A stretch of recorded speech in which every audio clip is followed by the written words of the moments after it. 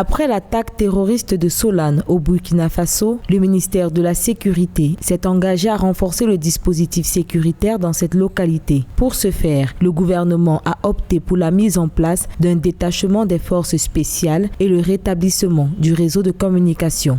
Objectif, permettre aux populations de se sentir plus sereines afin de vaquer à leurs occupations.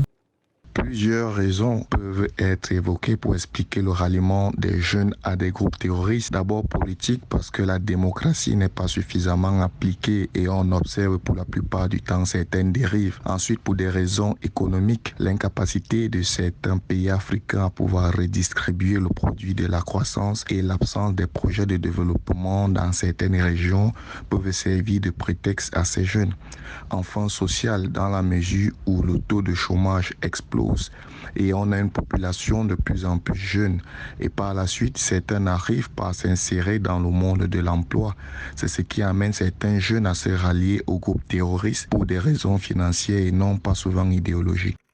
Des forces spéciales sillonnent activement le village de Solane depuis l'attaque à l'origine du décès de 132 personnes. Aujourd'hui, s'assurer que les jeunes ralliés au groupe terroriste déposent les armes et que les populations de Solane bénéficient d'une excellente couverture sécuritaire est l'objectif de Maxime Koné, nouveau ministre de la Sécurité. Ces enfants ne sont souvent pas plus grands que les armes qu'ils portent. On leur apprend à commettre des crimes de guerre avant même de savoir compter.